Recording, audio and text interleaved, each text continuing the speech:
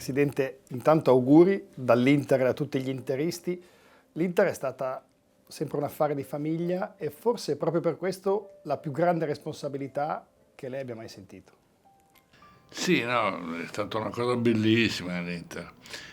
C'è una grande responsabilità, senza dubbio, senso di dovere nei confronti di questo club, della tradizione, del fatto che il papà fosse stato presidente dell'Inter e di successo. Ma però è stata soprattutto la felicità di poterlo fare, il piacere di trattare tutti i giorni qualche cosa che amavo e quindi questo è stato veramente ripeto, un privilegio che niente, ringrazio il cielo. L'Inter diventa dei Moratti quando lei aveva 10 anni Sì. e sostanzialmente è cresciuta, una cosa con cui è cresciuto assieme quasi. Sì, ma anche prima dei 10 anni. Prima dei 10 anni, prima che papà diventasse presidente, comunque andavamo alla partita e papà era sinceramente molto, seguiva, andava anche fuori casa, pigliava sulla macchina, andava a partire il venerdì e, e andava nei posti più lontani, in Sicilia e così via.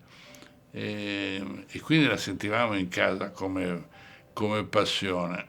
Tant'è vero che poi dopo è diventato presidente, perché Messerone poi lo conosceva perché l'aveva incontrato parecchie volte, poi papà era già un industriale insomma, conosciuto in quel momento e divenne presidente nel 1955. So che io ero in collegio in Svizzera per un mese, che andavo in giugno, e ricevetti la lettera di una mia sorella che mi diceva papà è diventato presidente dell'Inter.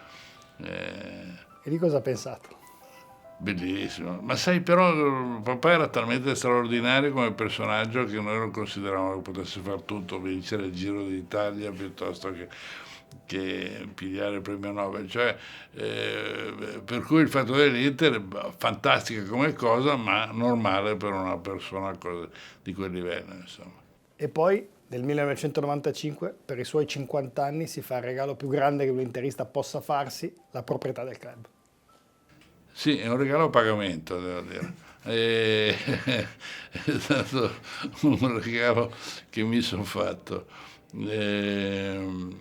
Però, però, ripeto, è stato proprio un fatto il piacere di ritornare a respirare quel tipo di ambiente, soprattutto questa tensione, soprattutto eh, questa passione che ci poteva essere non solo mia, ma insomma di chi mi circondava. E, e, e mi era dato tutto quello che mi aspettavo, cioè difficoltà, però alcune volte adesso pensandoci mi meraviglio di aver tenuto duro, ma però mentre ero lì insomma tenevo duro pensando che poi alla fine qualche cosa di buono veniva fuori, insomma, e fortunatamente è successo. Insomma. Forse l'atto che più di tutti ha rimesso l'Inter al centro del mondo calcistico è stato comprare Ronaldo. Sì, beh, quello è stato appunto una volontà per fare qualche. Boh, poi perché mi piaceva Ronaldo, c'è poco da fare. L'avevo conosciuto una volta qui, era venuto proprio in questo ufficio. E, che non era famoso, giocava in Olanda. Non so perché era venuto a trovarmi, forse il suo manager voleva che lo conoscesse. Mi ha lasciato un affarino piccolo che ho ancora, una figurina che gli avevano fatto in Olanda. Ed era un ragazzo semplicissimo, simpatico, sveglio. Poi dopo non l'avevo più visto. Poi c'è stata questa occasione nel Barcellona che per tutti sembrava impossibile, invece a me è sembrata che avesse una sua razionalità anche economica. E, poi ero appena arrivato nel calcio, gli altri presidenti non pensavano che potessi mai fare una roba di questo genere. Quindi l'ho preso un po' tutti in contropiede, che non ha fatto felice il mondo del calcio e altri presidenti che volevano comandare, quindi questa cosa insomma andava un po' fuori dalle regole. E, per me una cosa bellissima, un sogno realizzato, Poi ricordiamoci che poi lui veniva qui con altri giocatori formidabili che in quel momento stavamo prendendo, avevamo preso, quindi era proprio un sogno che man mano si concretizzava. E, e Ronaldo è stato veramente quello che ha rilanciato l'Inter nel mondo. Insomma. Le chiedo se ha un calciatore nel cuore, al di là di Ronaldo, però insomma, qual è il suo giocatore adesso che ci pensi? Ma guardi, io devo rifarmi a mio padre, cioè il giocatore che ho amato di più, che ho imitato di più, è Corso, in assoluto. E devo dire che ci pensavo proprio ieri, che i 4 giocatori che in fondo fanno la storia dell'Inter e che sono un po' particolari tutte e 4, sono Scocco, Corso, Beccalossi e Recoba. Per me sono 4 giocatori che sono il sogno realizzato di una persona a cui piace il calcio. E questi sono quelli a cui sono più calcisticamente affezionato. Poi a Corso sono affezionato proprio perché gli volevo bene. Poi dei miei giocatori è quello che sono più affezionato. Non voglio dirlo perché mi dispiace per gli altri, però sinceramente sono affezionato a tutti, perché tutti con me si sono sempre comportati benissimo, carinissimi, affettuosi, eh, proprio di più che giocatore, proprio degli amici apprensivi. eh, Mi ricordo una volta che ho provato la pressione negli spogliatoi perché così non so che cosa a Roma hanno sdraiato a Napoli. Ma tu devi vedere come erano spaventati questi ragazzi, insomma io non c'ho niente, no, soltanto un pochettino. E però questo mi è rimasto in mente di come ci tenessero. No, quindi voglio bene a tutti. Le chiedo invece la stessa cosa più o meno per gli allenatori, nel senso che magari è stata a volte un po' più complessa, un po' più complesso il rapporto, ma se ne ha uno che lo porta nel cuore, se c'è qualcuno che lo considera un po' il suo allenatore. Ma guarda, non posso dire altro che Mourinho come il mio allenatore perché è stato rapido, razionale, intelligente, di successo, ha avuto fiducia in quello che gli ho detto, insomma, quindi da quel punto di vista lì l'allenatore perfetto è stato lui. Poi dopo ero affezionato a Oxon perché era un gran signore, grandissimo signore, e poi a Mancini, anche tanto a Simone che non c'è più, ma che a lui è una persona a cui si vuol bene, con tutto che c'era stato, poi mi sentivo un po' in colpa con Simone, per cui oltre al bene mi sentivo anche in colpa con lui, ma un signore, una persona dolcissima. Se avesse avuto, le faccio questa domanda un po' fuori dai canoni, se avesse avuto Simone Inzaghi come allenatore, Ma sarebbe stata un'ottima cosa, perché poi lo vedo nelle interviste, è pacato, è intelligente, veloce, non si dà un tono, bravissimo, bravissimo. Quindi se lo stesso atteggiamento lo tiene con i giocatori e capisco che si affezionino, capisco che ci credano, capisco che abbiano fiducia e quindi i risultati sono conseguenti. la diverte l'Inter di Inzaghi vederla Sì, giocare? assolutamente, assolutamente. Diverte per un fatto che non è di la fantasia, il potere, ma per il gioco, proprio perché ha un bel gioco.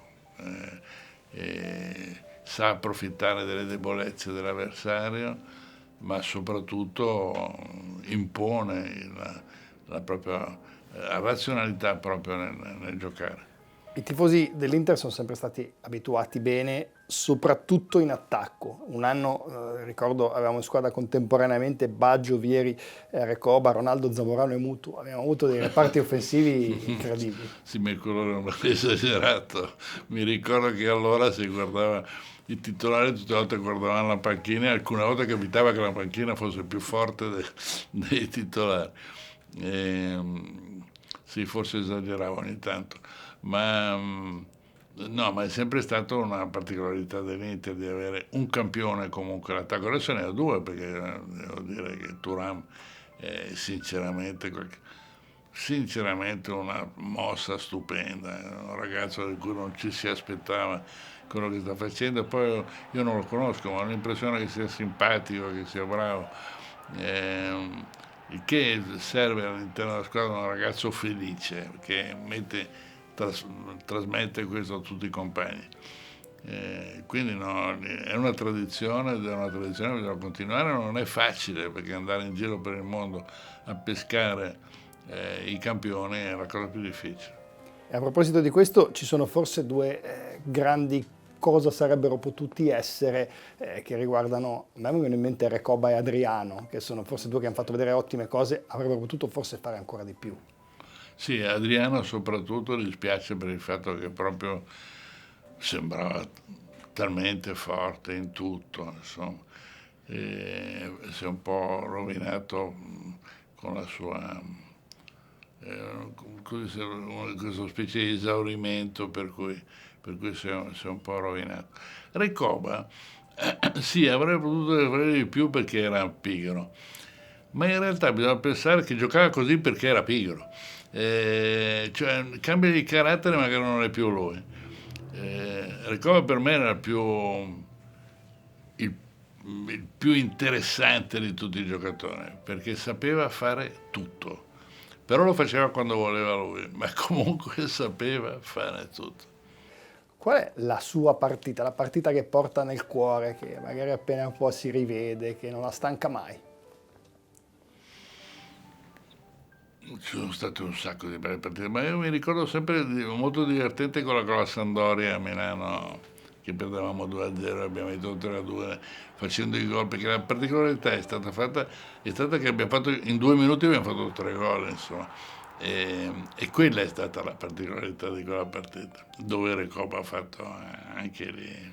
Ha spadroneggiato. L'interismo è un insieme di valori, io ho in mente questa foto che è molto attuale, di Bastoni e Barella sdraiati dopo la partita col Barcellona, esausti e felici, quindi sacrificio, attaccamento alla maglia, estro, eccellenza. Forse il simbolo e la sintesi perfetta di tutto questo è stato Giacinto Facchetti.